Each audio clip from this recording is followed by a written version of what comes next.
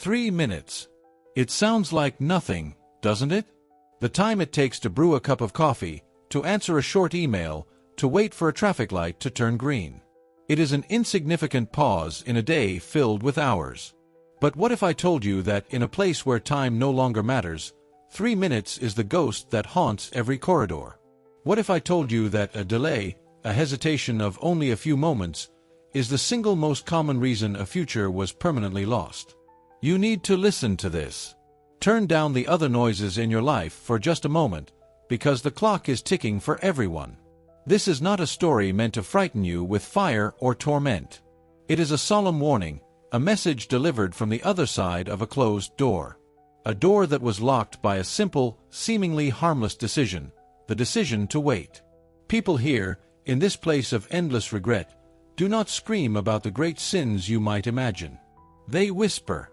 They whisper about the small delays, the tiny postponements, the moments they said, later, not knowing that later was a place that did not exist for them. The voice you will hear is a reflection, a testimony woven from countless souls who all share the same hollow ache. It is the story of a life that was good, a life that was busy, a life that felt safe. It is the story of someone who thought they had an endless supply of tomorrows. I am that voice. And my story begins in a world you know very well, a world filled with deadlines, distractions, and the comforting illusion of control. I ignored the signs. I thought I had time. Now, time is all I have to think about what I lost. My life was full.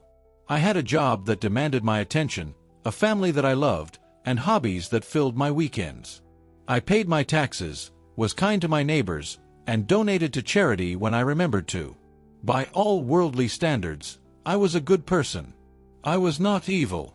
I was not cruel.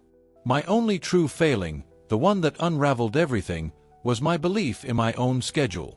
I believed that my spiritual life, my connection to the divine, was something I could pencil in for a later date.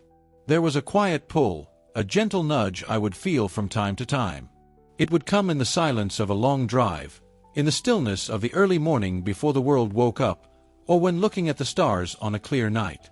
It was a feeling that there was something more, something deeper I needed to attend to. A call to reconcile, to forgive, to pray, to simply turn my attention inward and upward. It was a whisper that said, "Now is the time. Come back." And my response was always the same, a quiet promise made to myself. Tomorrow. I'll start tomorrow. When this big project at work is finished. After the holidays are over. When the kids are a little older. I just need to get through this one busy season. My excuses were reasonable. They were logical. They were the very same excuses whispered by millions every single day. They were comforting lies. I treated the call of my soul like a subscription I could renew at any time. I saw the reminders, the emails from eternity sitting in my inbox, and I marked them as unread. I would get to it. Of course I would. I was a good person, after all. Good people get around to these things eventually. I never considered that the sender might one day stop sending reminders, that the subscription could be cancelled without my consent. This delay was not a dramatic act of rebellion. It was a slow, quiet drift. An indifference born from comfort and distraction. I was so busy managing my life that I neglected to manage my soul. I was building a beautiful house on sand, and I never once stopped to check the foundation. Every day I chose the urgent over the important. Every day I chose the temporary over the eternal. And each of those days felt harmless. Each delay was just a single day. A single hour. A single, not right now. But what happens when you run out of not right nows? What happens when the quiet whisper that called to you for years finally falls silent, not because it has given up, but because you can no longer hear it? I am going to tell you about the moment the silence became deafening. The moment I realized my small delay had compounded into a debt I could never repay. Stay with me, because understanding the nature of my fatal mistake might be the one thing that saves you from repeating it. The error was not a single event. It was a habit, woven into the fabric of my days so seamlessly that I never saw it as an error at all. I called it practicality. I called it being realistic.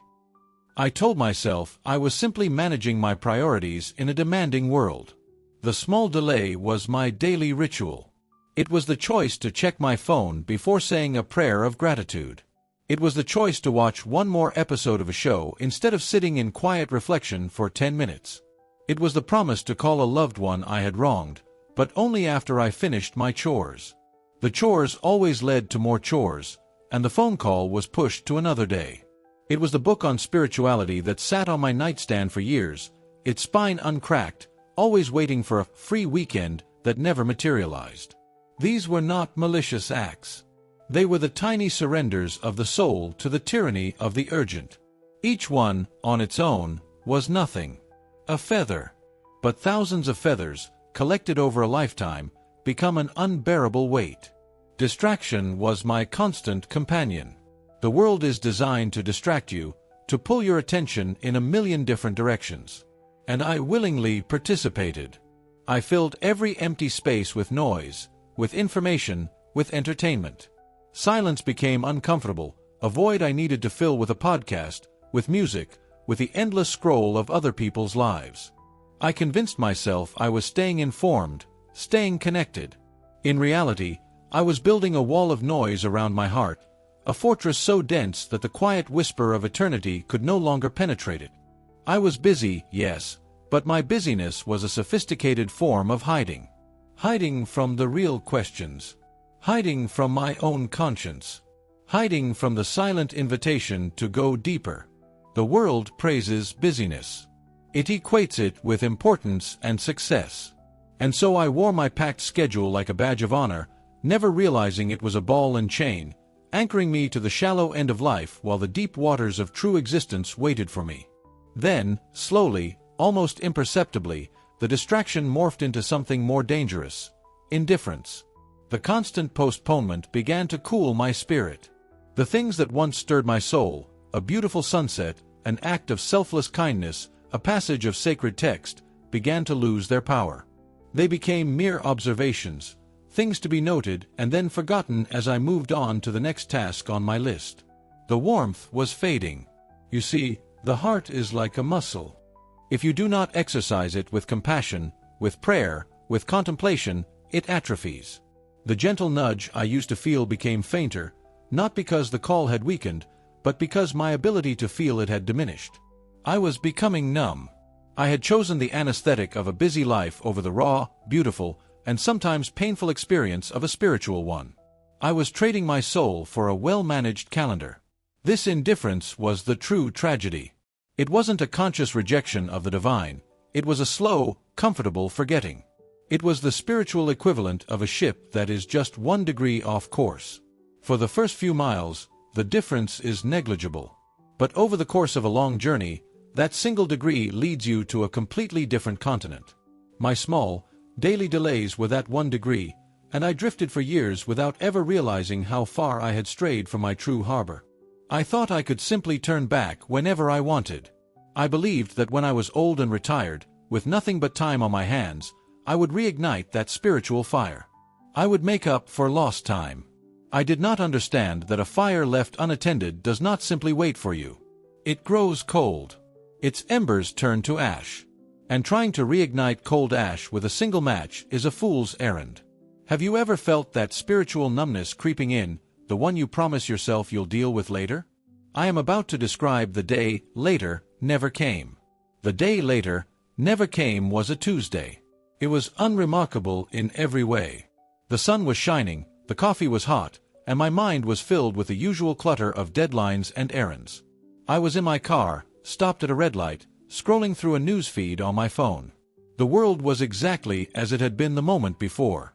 The cars hummed, people walked by on the sidewalk, music played softly from the radio. But something had changed. It began as a strange feeling of quiet. Not an external quiet, but an internal one. For my entire life, beneath the surface of my thoughts, there had been a subtle presence, a gentle current. It was the whisper I had grown so accustomed to ignoring.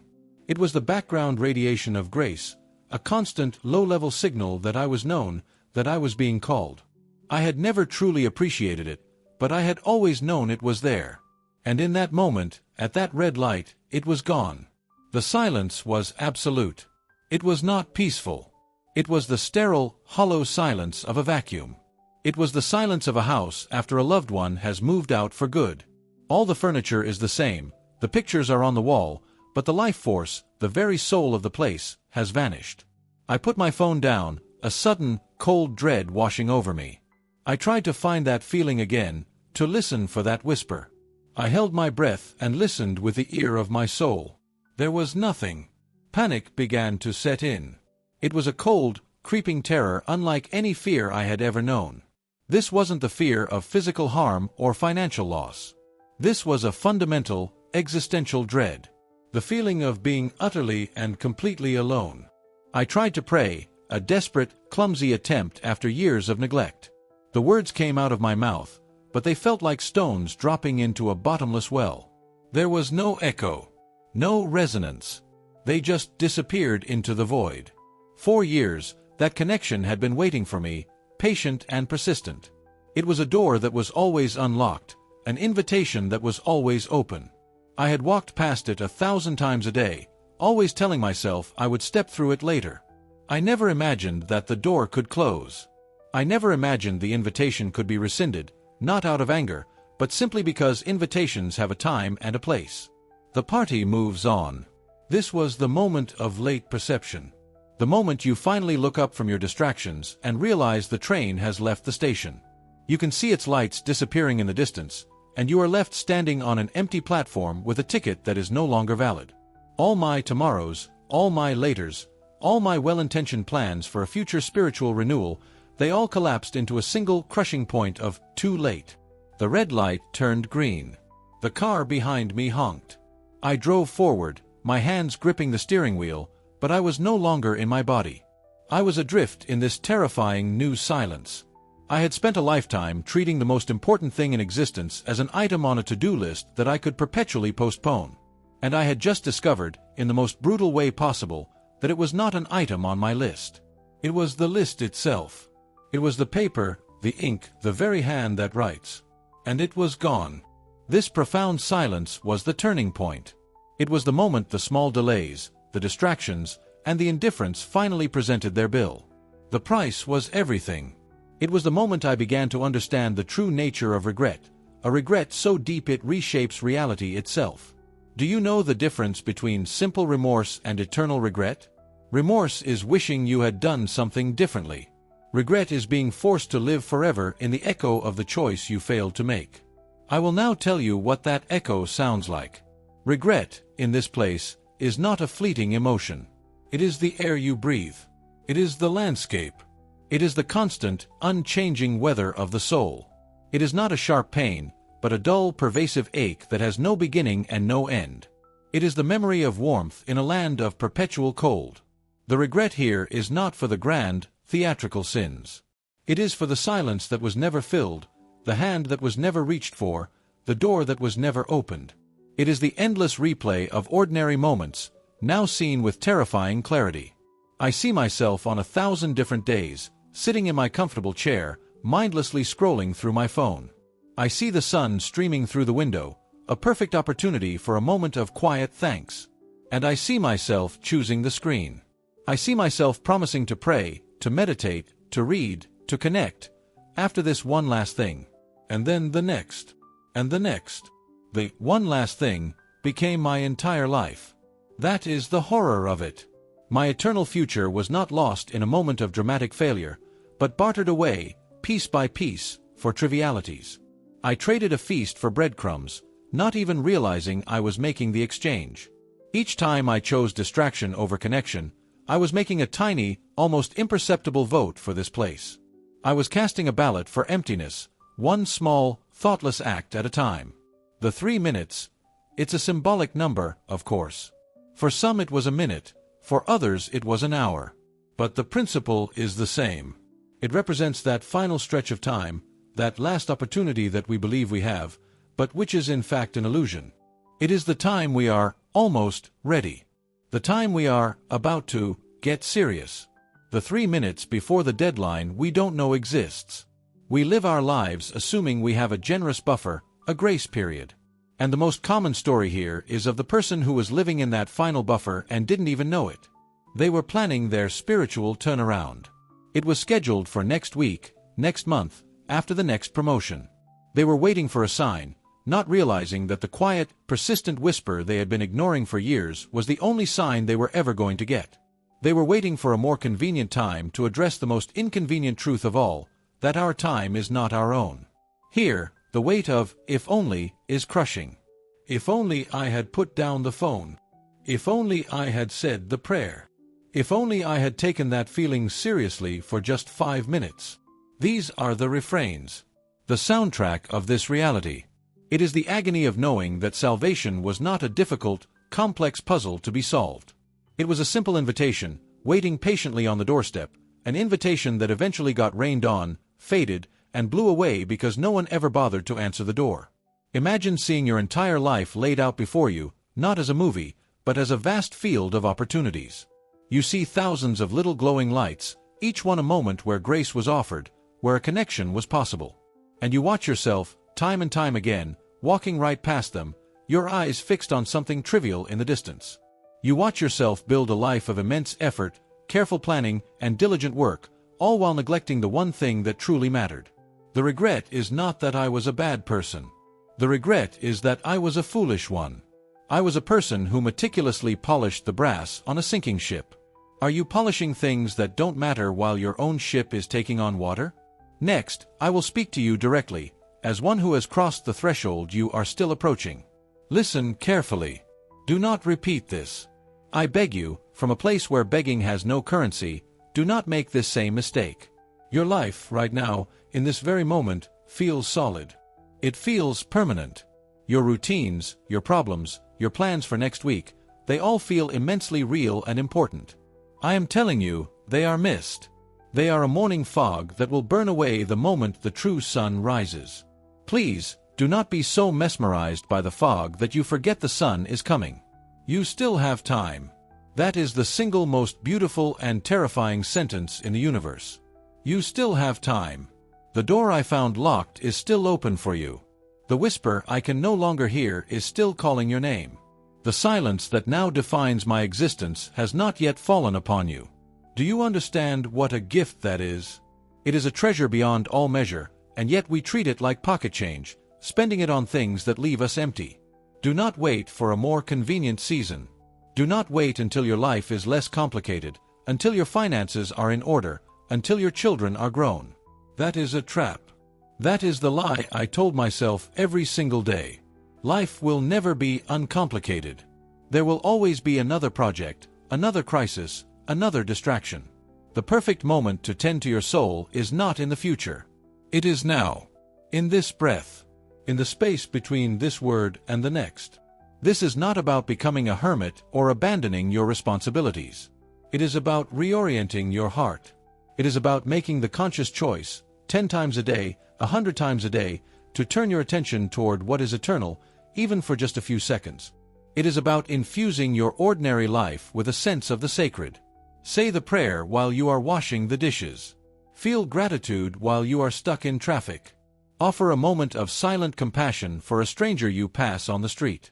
These are not small things. They are everything.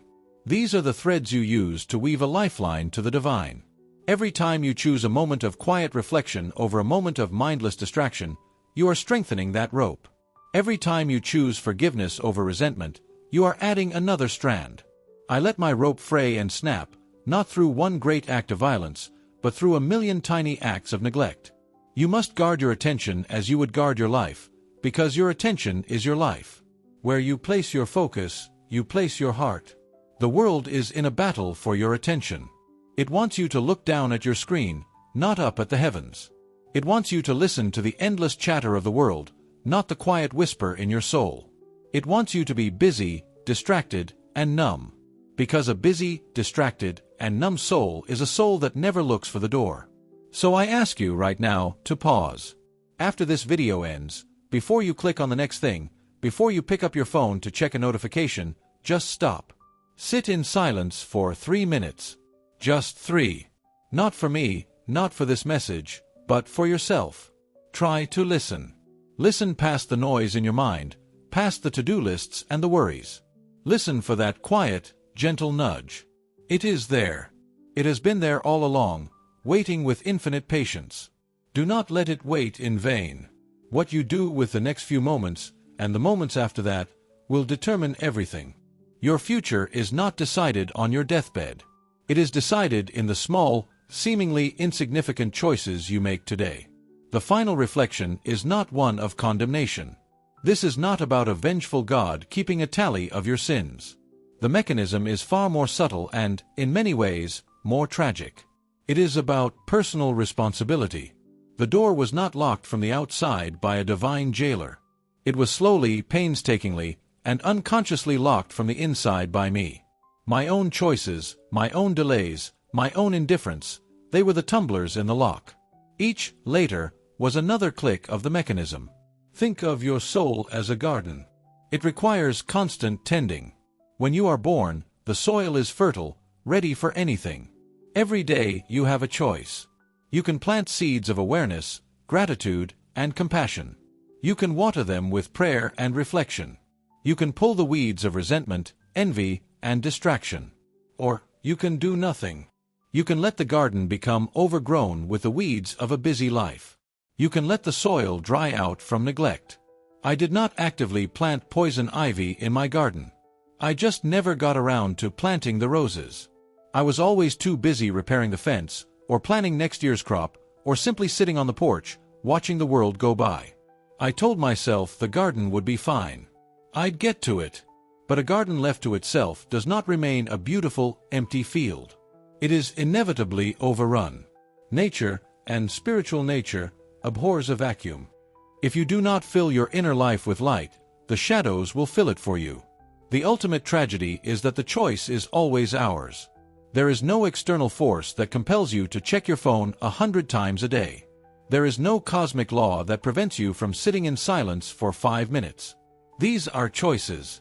We are the architects of our own inner worlds. And the state of our inner world is the only thing we take with us when we leave this one. I built a beautiful facade, a life that looked successful and full from the outside. But inside, the rooms were empty, dusty, and silent. This awareness is the key. You have it now. You are conscious of the choice in a way I was not. You cannot unhear this warning. You are now responsible for what you do with it. Every moment from now on is a crossroad. You can choose the path of distraction, the easy, well-trodden road of later. Or you can choose the quieter, less traveled path of now. The path of conscious attention. The path of spiritual diligence. It requires effort. It requires you to swim against the current of the modern world. Your friends may not understand. Your family might think you're strange. The world will constantly try to pull you back into the comfortable numbness of distraction. Resisting this pull is the great work of your life. It is the only work that truly matters. Everything else, your career, your wealth, your accomplishments, is scaffolding. It is temporary framework that will be torn down. What matters is the structure you build within yourself. Do not let your story end like mine. Do not become a whisper of regret in a silent land. Let your life be a testament to the power of now. Let your final moments be not of panic and late perception, but of peace, knowing that you tended your garden well. The choice is yours. It has always been yours. The clock is ticking, not as a threat, but as an invitation. An invitation to wake up. An invitation to come home. The silence is coming for everyone. The only question is whether you will meet it as a stranger, or as an old, familiar friend. The time to decide is now, in the stillness of this very moment. What will you choose to do with the precious, unrepeatable gift of your next 3 minutes? The story I have shared is not mine alone. It is the collective echo of countless souls who arrived at the final destination only to realize they missed the journey. We were not condemned for our malice, but for our apathy. We were not judged for our hatred, but for our indifference. We were the masters of postponement, the architects of later, and we built our own prisons, brick by brick, with every task we prioritized over our own souls. Your world is loud, fast, and demanding. It will give you a million valid reasons to delay, to put off the quiet, essential work of the spirit. And every reason will sound perfectly logical. But I am here to tell you, from the other side of logic, that there is no reason valid enough to trade your eternity for a well-organized day. You are standing in a field of infinite possibility. Your hands are not yet empty. Your voice can still be heard. The time for excuses is over. The time for action is the only time you have, now. Turning signs into action, your practical guide. This message is not meant to leave you in a state of fear, but in a state of active awareness. Regret is a passive state. Choice is an active one. Here are simple, concrete steps you can take to honor the time you have been given and to begin tending to your inner garden, starting today. In the next 24 hours. First, the 3-minute stillness. Sometime today, set a timer for just 3 minutes. Find a quiet place where you will not be interrupted. Turn off your phone, your computer, your television. Close your eyes. Do not try to achieve a state of enlightenment or have a profound vision. Simply sit. Your only goal is to be present in the silence and to listen. Listen to your own breathing. Listen to the quiet of the room. And listen for that gentle, inner whisper we have spoken of. Do this not as a chore, but as an act of profound respect for your own soul. You are telling it, I hear you. I am making time for you. Second, the conscious act of gratitude. Choose one mundane activity you will do today, drinking your morning coffee, washing your hands, walking to your car. Instead of doing it on autopilot, do it with absolute, focused attention. Feel the warmth of the mug, the sensation of the water, the feeling of your feet on the ground. And as you do it, offer a single silent thank you. Thank you for the water. Thank you for the warmth. Thank you for this moment. This simple practice begins to break the spell of indifference and reawakens your senses to the grace hidden in the ordinary. In the next 7 days. First, write the unsent message. Think of one person in your life, past or present, toward whom you hold resentment, or to whom you owe an apology. This week, sit down and write them a letter. You do not have to send it. The purpose of this exercise is to untie the knot inside of you. Write out your feelings, your apology, your forgiveness. Pour it all onto the page until you feel empty of it. Holding on to these spiritual debts weighs you down and clutters your inner world. The act of writing is an act of release, the first step toward true reconciliation, both with others and with yourself. Second, schedule a distraction fast. For 1 hour on one evening this week, commit to a total fast from manufactured distractions. No television, no social media, no podcasts, no news. You can read a spiritual book, you can listen to quiet instrumental music, you can sit in silence, or you can talk with a loved one, distraction-free. The goal is to intentionally create a space of quiet in your life, to prove to yourself that you are in control of your attention, not the other way around. In the next 30 days. First, begin a later journal. For the next 30 days, keep a small notebook or a note on your phone. Every time you feel that inner nudge to pray, to reflect, or to do something spiritually meaningful, and you hear yourself say, I'll do it later, write it down. Note what the spiritual call was, and what the more important thing was that you chose to do instead. Do not judge yourself. Simply observe the pattern. At the end of the month, review your entries.